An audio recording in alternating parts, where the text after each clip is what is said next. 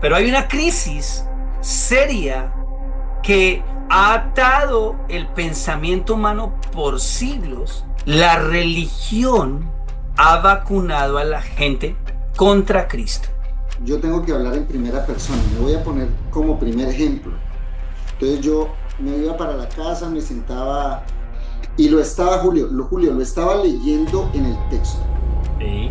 Leyendo lo que dice el texto, incluso leyéndolo, no lo creía.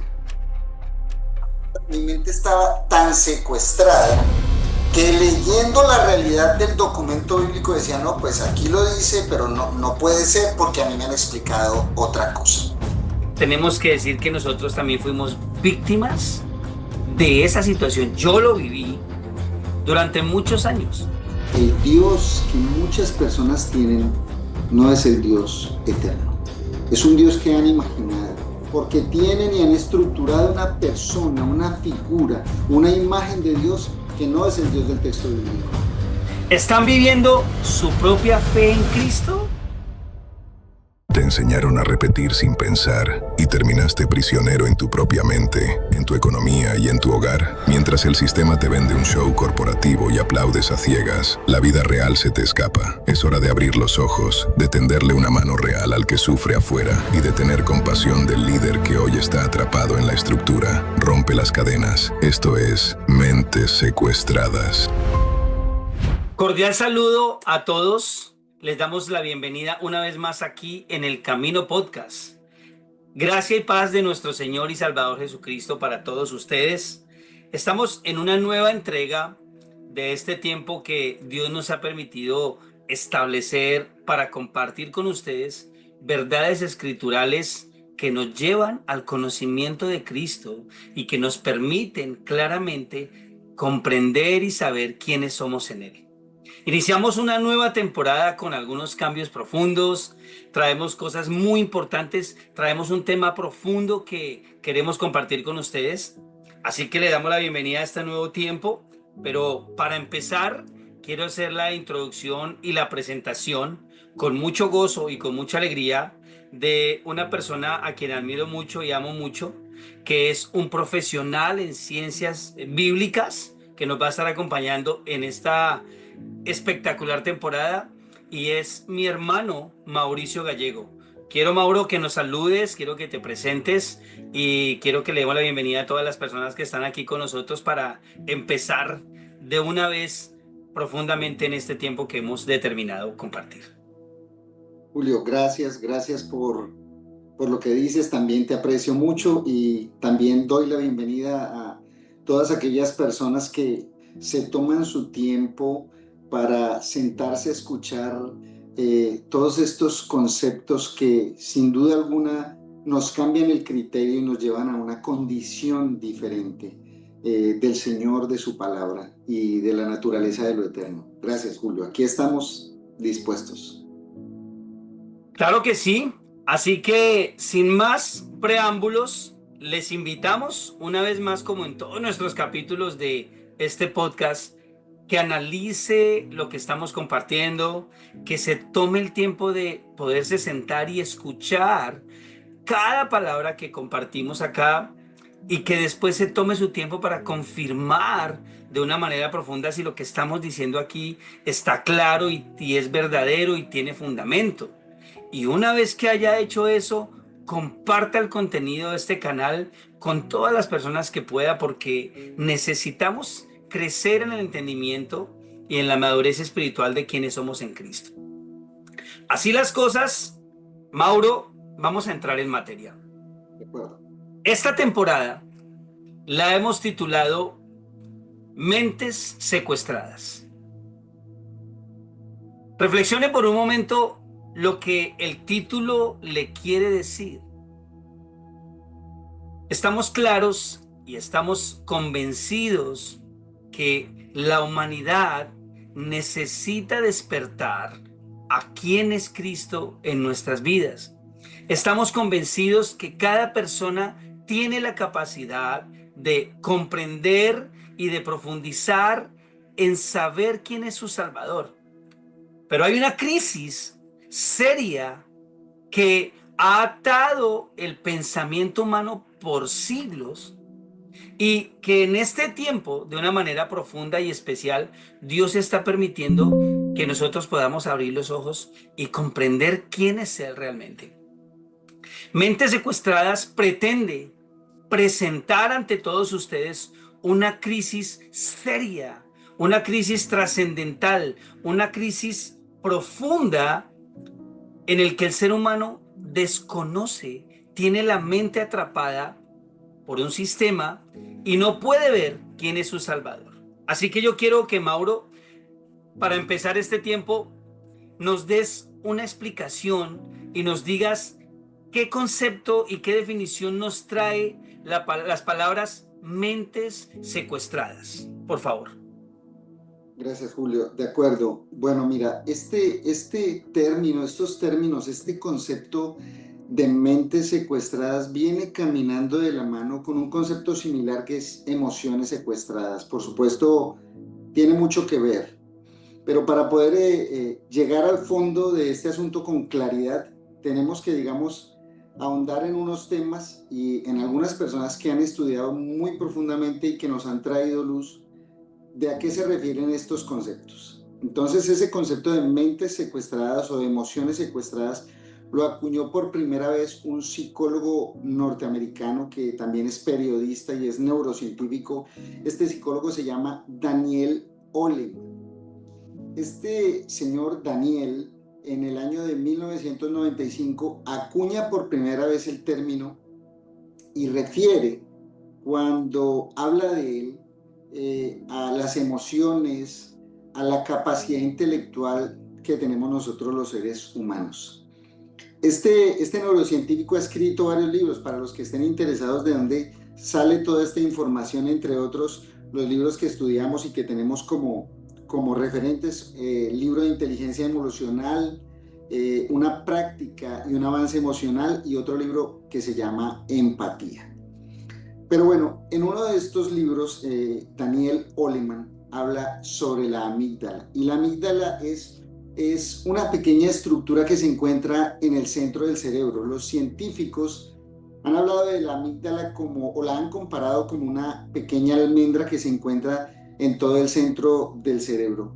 ¿Qué hace esta estructura, Julio? Esta estructura maneja las emociones fuertes. ¿Cuáles?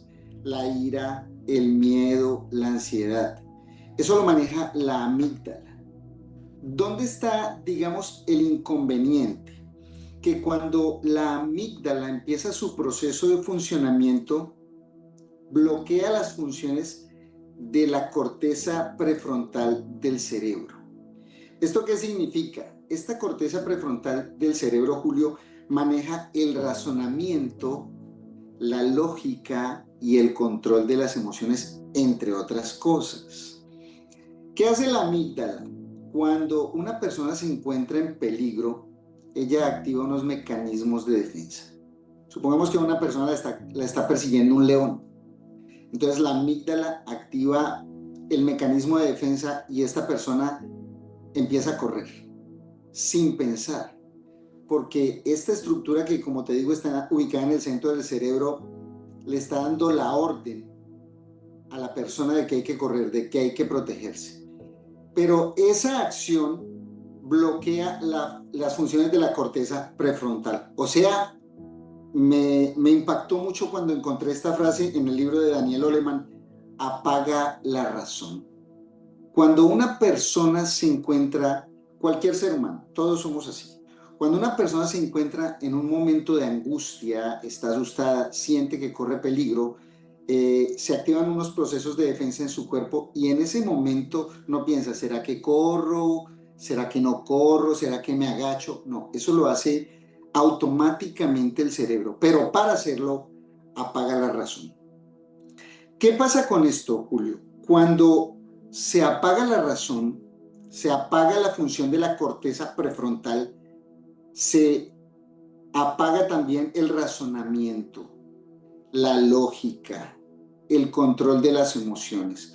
O sea, lo que nos está diciendo este escritor, Daniel, es que cuando la amígdala entra en funcionamiento, la persona no razona, sino que reacciona como por un acto reflejo de su propio cuerpo.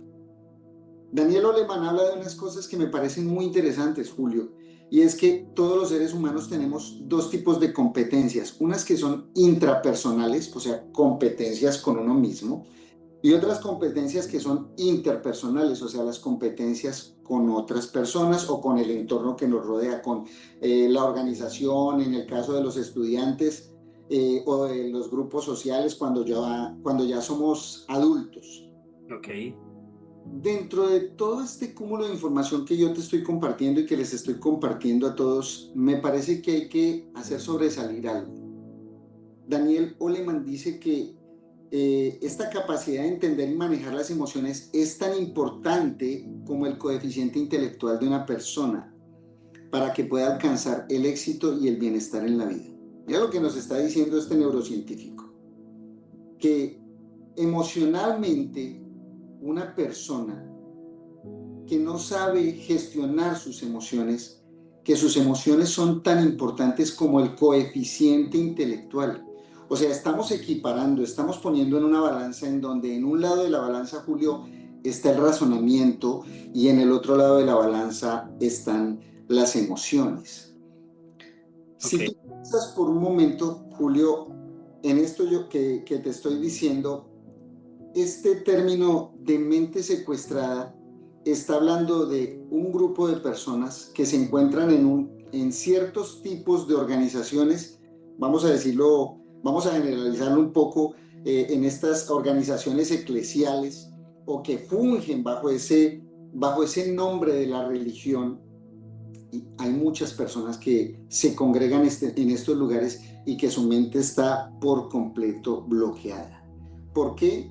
Porque científicamente está comprobado que la amígdala ha apagado la parte lógica del cerebro de estas personas. Y estas personas están pensando no desde su lógica, sino se están viendo expuestas a una situación que alimenta las emociones.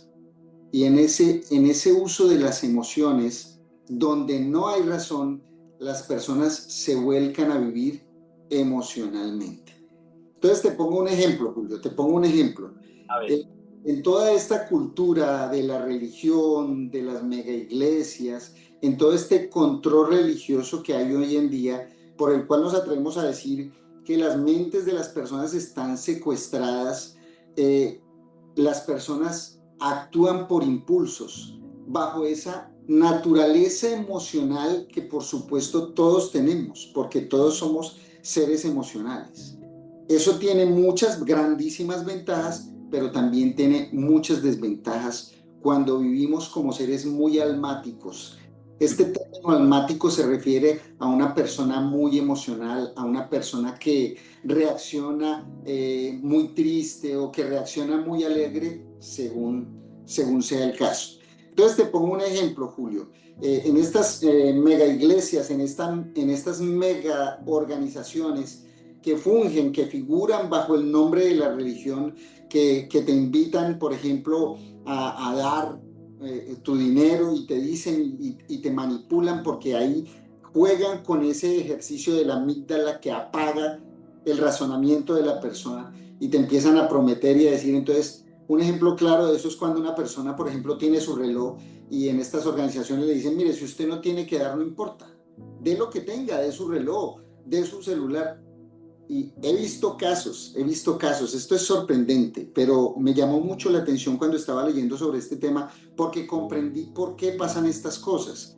He visto personas que se quitan relojes de oro, joyas muy valiosas, anillos, que les han acompañado por muchísimo tiempo y luego cuando van de regreso a su casa en su carro, piensan y dicen, venga, pero ¿yo qué hice? ¿Yo por qué me quité eso?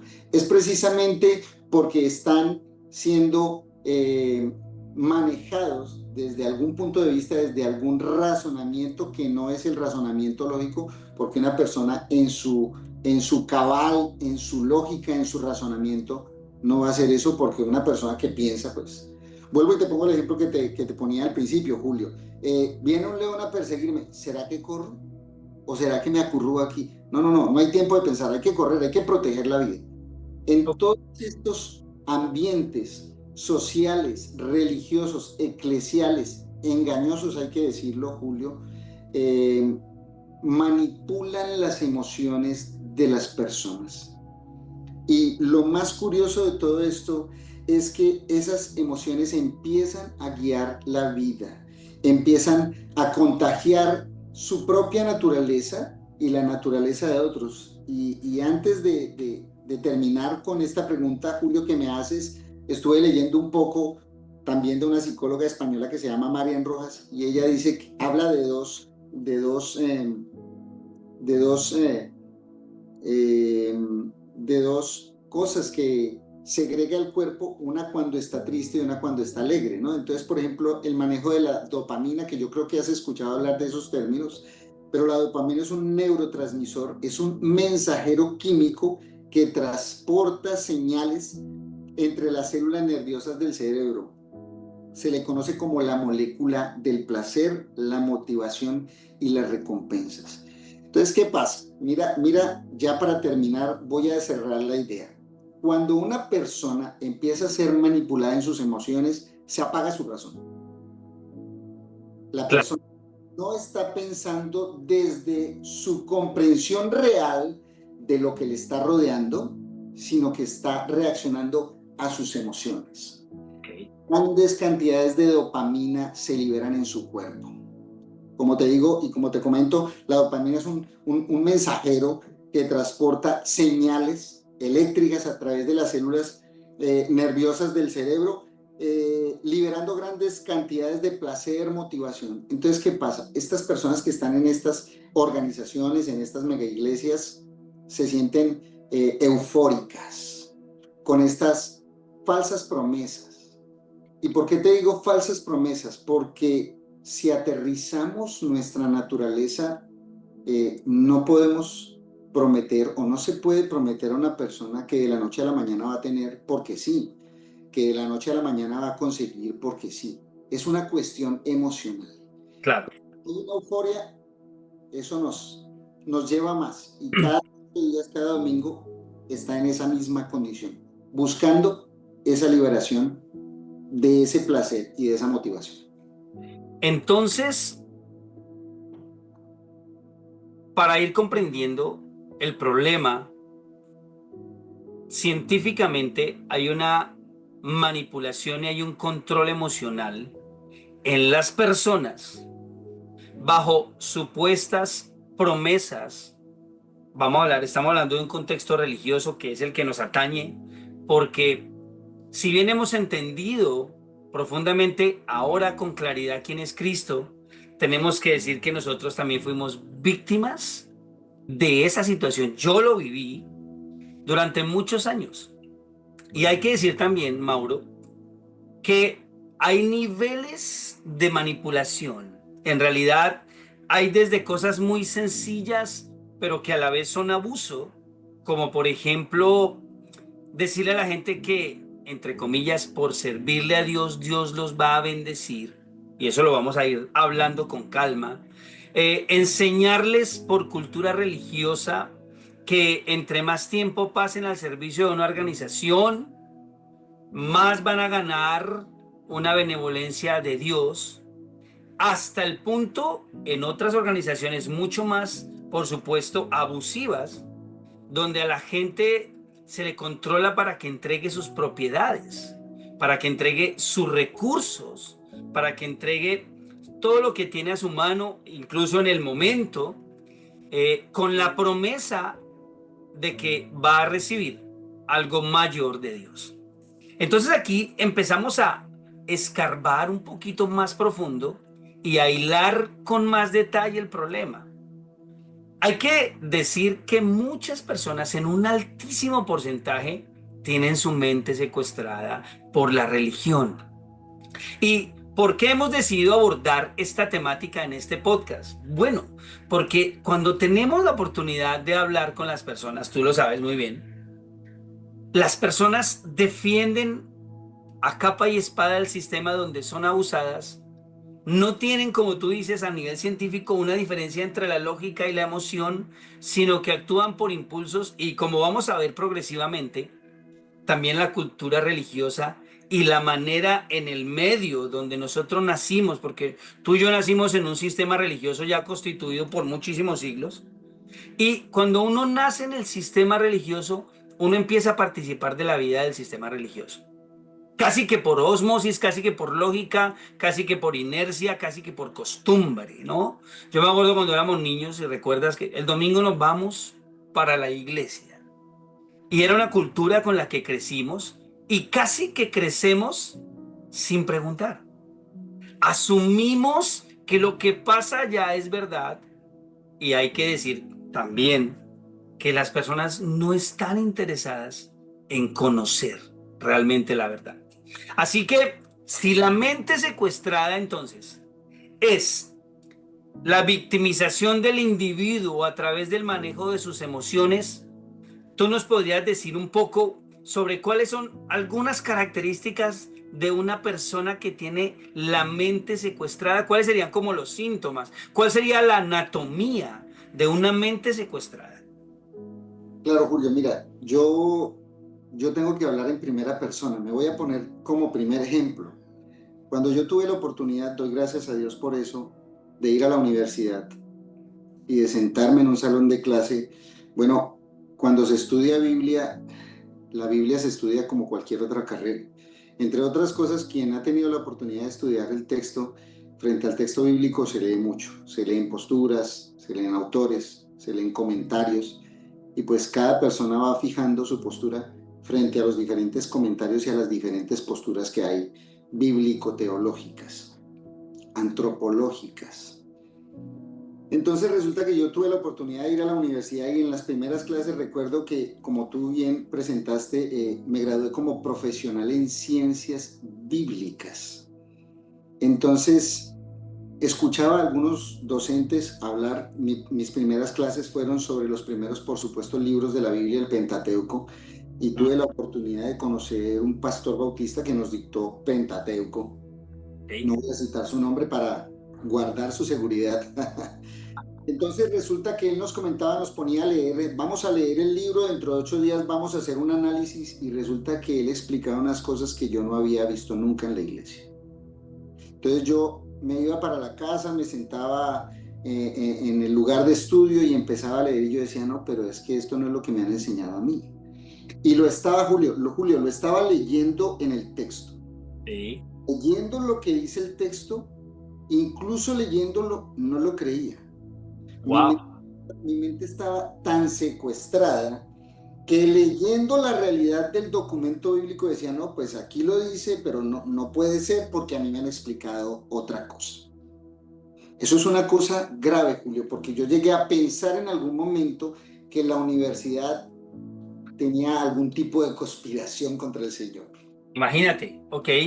Y eso era algo pues muy curioso, porque yo llegaba a discutir con el profesor, no, venga, pero es que Moisés sí cruzó el Mar Rojo porque la Biblia dice, y él me decía, venga, pero ¿usted qué es lo que está leyendo? ¿Cómo está leyendo usted? Entonces, mira que el problema en las iglesias, en este tipo de organizaciones, es que administran la información de tal manera que quien está a la cabeza de la iglesia, de la organización, el líder, explica un concepto y lo hace social para todos. No hay necesidad de que tú leas, Julio. Anoche yo estuve leyendo y el Señor dice en su palabra lo siguiente. ¿Cuál es el problema ahí? Que la gente se acostumbró a escuchar al líder, al pastor, a la persona que está a la cabeza de la organización religiosa, eclesial, sin ir al documento y empaparse del documento y revisar la estructura y revisar lo que dice antes, revisar lo que dice después, el contexto geográfico, histórico, político, social, religioso del documento que se está leyendo. Entonces, este ejemplo que te estoy colocando es apenas un pequeño ejemplo de algo que empieza desde que somos niños. Tú lo citaste. Para que una mente esté totalmente secuestrada se necesita mucho tiempo. se necesita un trabajo de muchos años. Y para quitar esa estructura cuesta mucho, Julio. No sé qué piensas. Mira, como personas que participamos de ese sistema, tenemos que analizar también algo importante. Yo pienso y creo y veo en la evidencia diaria, sí, que la persona no tiene, y aquí hay que entender algo importante, no tiene el más mínimo interés por indagar. Y eso es un punto bien neurálgico que queremos compartir y abordar en el Camino Podcast. Porque si bien es cierto que el sistema religioso se ha constituido por siglos de la manera en que se ha constituido, y ya hablaremos en algún momento de la historia y de lo que hemos traído hasta aquí, hay que decir que nosotros al nacer en ese sistema participamos y automáticamente somos personas que no tenemos la más mínima intención de saber si es cierto o no, porque además estamos en un conglomerado social y acuérdate que hemos hablado también del tema de la cultura, ¿no? Y de que cuando uno va a un lugar, uno casi que por no sé qué palabra utilizar, casi que por costumbre, casi que por acomodación, uno hace lo que ve que hacen en aquel lugar, ¿cierto? Hay un dicho muy conocido que dice: de donde fueres, haz lo que vieres. Y eso aplica casi en todas las culturas. Entonces uno empieza a participar de un sistema religioso, llámese el que se llame. En nuestro caso fue inicialmente el catolicismo. Y luego, al conocer las escrituras y entender que había una salvación, porque ese es un tema que se nos habla muy seguido, al ver eso, entendimos que el camino no era por ahí y nos trasladamos de un sistema católico con un sistema clerical incluido, pero nos pasamos a un sistema evangélico con un sistema clerical también incluido. Le queremos decir a la gente que el sistema clerical es el sistema donde una persona habla, que son los cleros, y los demás escuchan, que son los laicos. En el sistema clerical, quien habla es el clero y los demás obedecen. Ojo con esta palabra que se utiliza mucho en los contextos religiosos. Se le pide a la gente un poco de obediencia o total obediencia, si se quiere, sin preguntar. Y por eso estamos nosotros aquí queriendo hacer un embudo bien serio, bien claro, bien sólido, porque todas las cosas se van llevando hacia: no pienses que nosotros hemos pensado por ti. No necesitas indagar porque nosotros ya, Dios nos habló lo que se necesita y como nosotros somos los líderes, lo que Dios nos dijo es última palabra, ¿no? Entonces hay que acudir y aquí viene un elemento que yo quiero que ustedes lo tengan en mente a partir de toda esta temporada del Camino Podcast, y es el pensamiento crítico. La decisión personal de investigar, profundizar y conocer quién es Cristo en nuestras vidas a través de las Escrituras. Eso es algo que necesitamos ver que la gente no tiene, no hace, y por esa razón son víctimas de tantas cosas. Así que, para ir cerrando un poquito esta primera idea, ¿tú crees que podríamos establecer de alguna manera si se quiere, un porcentaje cercano de cuántas personas participan en sistemas religiosos siendo víctimas de una mente secuestrada? Bueno, Julio, para darte una cifra o por lo menos una aproximación, pues no podría decírtelo, aunque sé que hay estudios sobre eso y de hecho, finalizado el programa voy a tratar de investigar muchísimo sobre eso. Y bueno, quiero antes sí de irme a aportar un poquitico más antes de que termines esta idea. Para pensar lo que les estaba comentando, en una de esas clases donde yo discutía mucho con los docentes, porque de pronto tal vez alguna persona cree que cuando uno va a estudiar el texto bíblico, cuando uno va a estudiar Biblia en una universidad, uno llega y cierra los ojos y vamos a pedirle al Señor que nos guíe. No, se estudia el texto bíblico desde un punto de vista muy crítico y muy científico, y eso tiene grandes ventajas. Usted de pronto puede decir, no, entonces Dios no está ahí. No, le aseguro que sí. Este profesor me invitó a mí a un café y me dijo, mira, si tú compras un terreno donde hay una casa construida y quieres hacer una casa más bonita, lo primero que tienes que hacer es derribar la casa que está construida. Porque si vas a construir sobre esa estructura, no vas a poder hacer lo que tú quieres. Entonces, en ese orden de ideas, nuestra mente está estructurada desde nuestra niñez, Julio. Correcto. Queremos comprender lo que dice el texto y que el texto señala el camino, que el texto señala quién es Cristo. Tenemos que quitar muchas de nuestras estructuras. Esto es una cosa desafiante para las personas que nos están viendo. Yo sé que esto es una cosa desafiante, pero yo le invito a que sea un poco más crítico, a que usted se siente con más tiempo, lea el texto bíblico, lea posturas teológicas, escuche personas que han estudiado y le pueden llevar a una mejor comprensión de las Escrituras y por ende del Señor y de su eternidad. Entonces, Julio, como te digo, es muy importante trabajar en desestructurar lo que hemos aprendido, porque tal vez todo no esté mal, pero sí hay un sinnúmero de cosas que nos han enseñado mal para poder colocar la estructura correcta. Y quiero decirte esto antes de darte, Julio, nuevamente la palabra. Sí. El Dios que muchas personas tienen no es el Dios eterno. Es un Dios que han imaginado.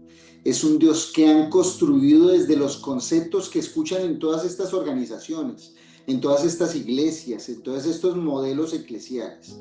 Entonces tú hablas con las personas y las personas te dicen, no, Dios no es así, porque tienen y han estructurado una persona, una figura, una imagen de Dios que no es el Dios del texto bíblico. Okay. Yo les invito a todos a que sean un poco más críticos en su lectura, exíjase un poco más para leer que el texto bíblico. El texto bíblico le va a llevar por un sendero increíblemente apasionante y le va a enseñar quién es el Señor, y usted se va a sorprender dándose cuenta que esa imagen que usted tiene de Dios tal vez no es el Dios de las Escrituras, es un Dios formado, manipulado por usted y por otras personas que lo llevan a tener un Dios mediocre. Dios tiene que darme porque la Biblia dice. Dios tiene que bendecirme porque a mí me han enseñado, el líder, el pastor. Pero ese no es Dios. Hay un punto importante que tú estás tocando ahí y hablando de la anatomía de una mente secuestrada, hay que decir que hay una situación bien seria con el tema del lenguaje, ¿no? Cada palabra sabemos que modela un pensamiento, ¿cierto? Y si uno comprende lo que dice, cuando uno habla algo, enseguida en la persona que está escuchando se genera una idea que se va a concebir de acuerdo a sus estructuras previas y de acuerdo a sus experiencias previas. De manera que cuando nos reunimos en grupo para compartir a nivel eclesial, a nivel litúrgico y religioso, cuando un líder habla de un aspecto, un elemento bíblico, todas las personas que están escuchando van a recibir una idea que se va a interpretar de acuerdo a sus propias experiencias. Entonces, aquí hay un gran problema también, porque la manera en que hablamos modela lo que vamos concibiendo. Y como tú dices bien claramente, la persona concibe una idea y habla de esa idea. ¿Y qué pasa? Que la repite generación tras generación. Esta es otra cosa que también sucede en los conglomerados religiosos. Que se dicen cosas que como entendemos que la gente no averigua, no investiga, no lee, la persona replica la idea. Porque suena bien. Acuérdense, estamos hablando de las emociones. Si algo a mí me suena bien desde mi perspectiva emocional, yo lo voy a replicar. Porque eso también produce dentro de mí un placer y produce una tranquilidad. Entonces, desarmando un poquito el tema de la mente secuestrada, vamos a decir entonces como segundo elemento que la manera en que nosotros nos expresamos por costumbre religiosa afecta seriamente la comprensión y el entendimiento de las Escrituras para poder ver a Cristo. Nosotros tenemos en las Escrituras toda la evidencia de quién es Cristo. Recordemos que Él dice, las Escrituras dan testimonio de mí.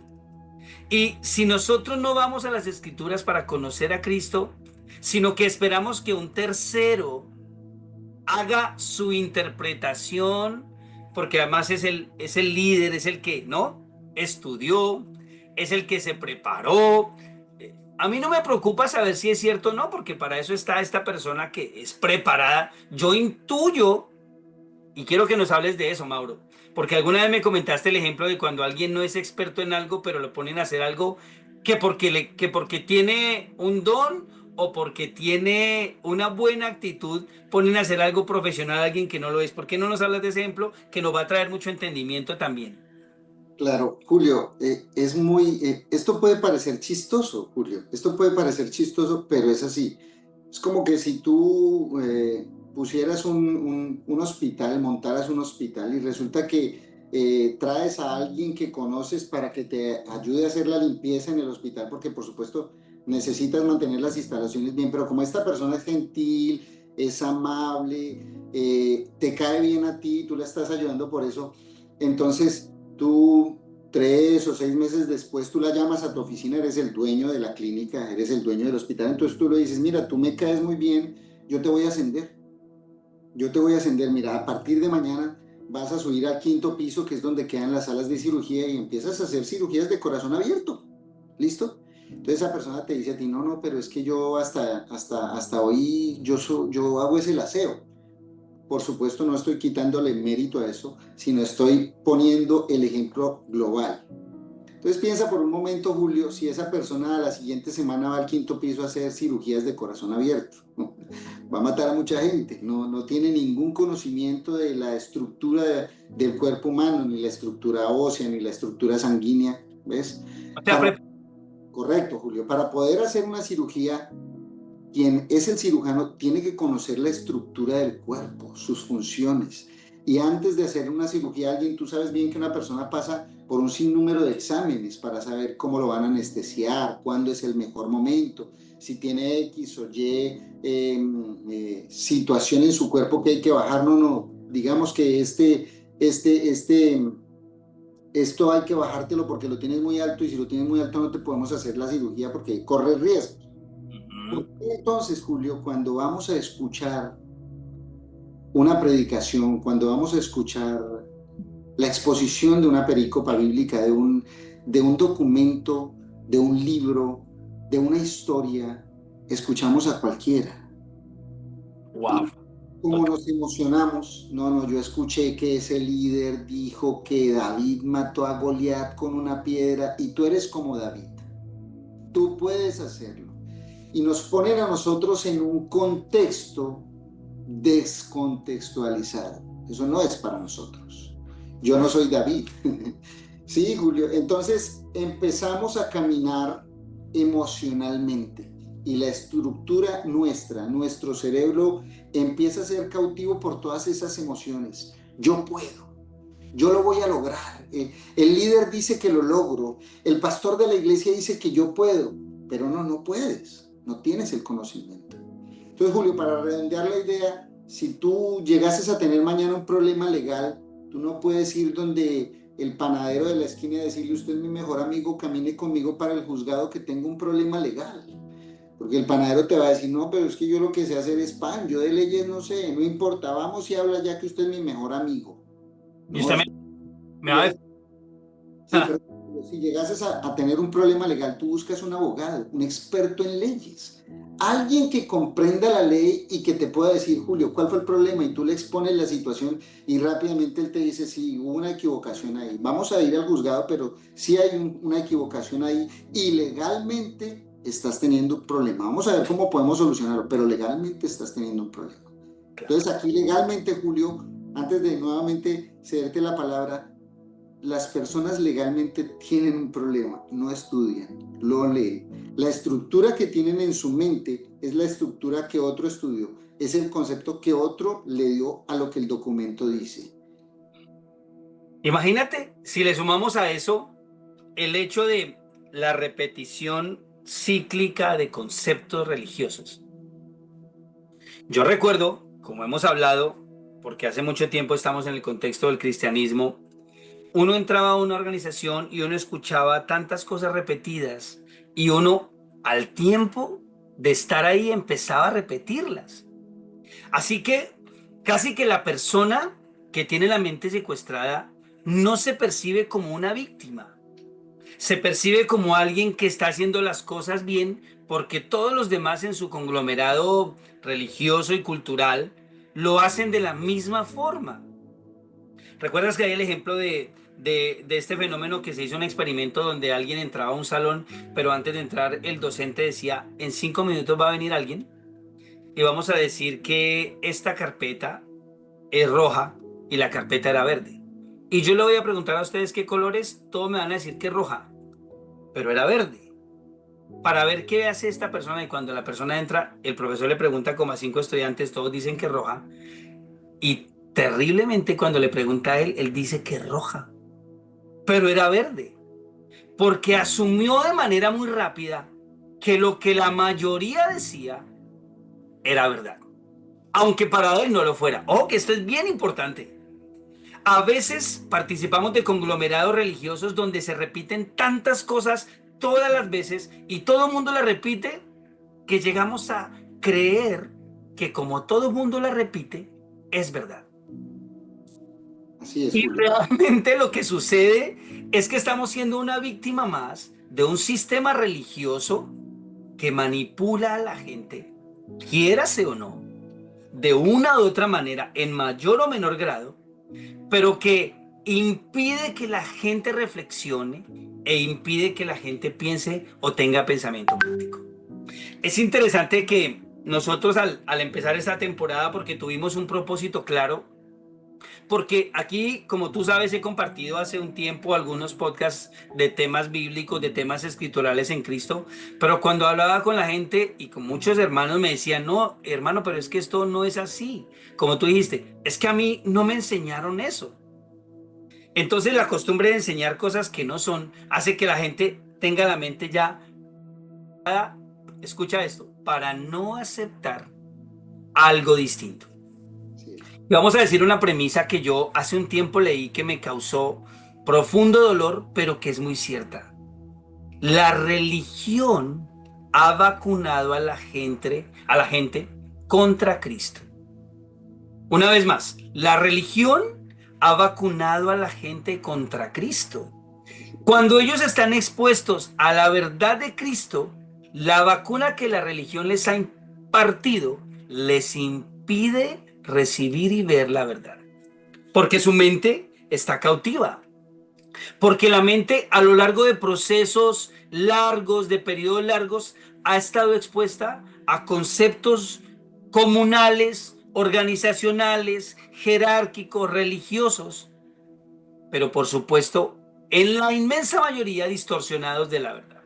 Por supuesto. Así que para ir cerrando este capítulo, Mauricio, y para dejar a la gente lista para nuestra próxima entrega, yo quiero que hagas una invitación, o no, más bien una invitación, no, que establezcas como una conclusión de qué es una mente secuestrada y de qué peligro hay al tener la mente secuestrada. Mira, Julio, yo creo que la conclusión ya la diste, pero voy a redondear un poquitico porque es muy importante eso que ya dijiste y que para mí esa es la conclusión. ¿Ok? Este ejercicio que estructura la mente de una manera errada nos lleva a que todos los domingos vayamos a un lugar y nuestra mente está tan secuestrada que pueden presentarnos la realidad de lo que dice la palabra del Señor, el texto, pero no lo queremos. ¿Qué exigimos? Nuestra inyección de dopamina espiritual. No, yo quiero mis emociones. Yo quiero mi canto que me hace llorar porque es que yo escucho esa canción y yo lloro y me siento tan bien. Pero hay un poeta español que en una de las canciones de sus poesías, él dice, ¿qué te pasa, iglesia amada, que no reaccionas? A veces te emocionas, pero no cambias. Y si usted que me está escuchando o que nos está viendo es muy emocional y cada vez que va al templo llora y sus emociones salen a flor de piel y esa inyección de dopamina espiritual y usted sale eufórico, pero cuando llega el siguiente día vuelve a vivir lo mismo, vuelve a pecar, vuelve a las mismas cosas que lo avergüenzan, usted se da cuenta, no, pero yo corro hacia adelante 10 pasos y me devuelvo 50. Su mente está secuestrada. porque cuando la naturaleza del Señor viene a nuestras vidas, cuando nosotros venimos a Cristo, la Biblia lo dice, si alguno, mire lo que dice el texto, de modo que si alguno está en Cristo, nueva criatura es. Si usted está en Cristo, usted es otra persona, ya no vive igual, ya no ora igual. Entonces lo que pasa que es, vamos, no queremos la realidad del texto bíblico que nos confronta, nos llama a cuenta, nos dice, mira, esto no está bien, hay que dejarlo, hay que trabajar en esto. No quiero eso, quiero mi inyección de dopamina porque yo quiero salir hoy feliz. Y exigimos eso. Si usted está pasando por esta situación, si viene en este mover, en este contexto, usted, una parte de su mente, una parte de usted, si no toda, está secuestrada. Y es necesario que despierte por dos razones. La primera, para que se emocione realmente con quién es Dios. Dios es emocionante, pero más allá de emocionarse con Dios, usted se va a sorprender. Julio, nos vamos a sorprender. Nos sorprendemos cuando descubrimos el Dios del texto bíblico que trae sobre nuestra vida y que ganó una salvación increíble. Cuando comprendemos lo eterno, nada se balanza con eso, nada se equipara, no se puede comparar a nada. Entonces, yo hago esa muy especial invitación a que todas las personas que están viendo y que se han tomado el tiempo de gastar su tiempo en escucharnos, tengan un poco más de criterio, lean más la palabra, sean más críticos con lo que escuchan y sean más críticos con lo que oyen. Ok. Puedan seguir creciendo. Yo quiero dejarlos en este capítulo inicial de esta temporada con una pregunta. Una gran pregunta que esperamos que ustedes empiecen a hacerse. ¿Están viviendo su propia fe en Cristo? ¿O están viviendo la religión que alguien más diseñó para ustedes?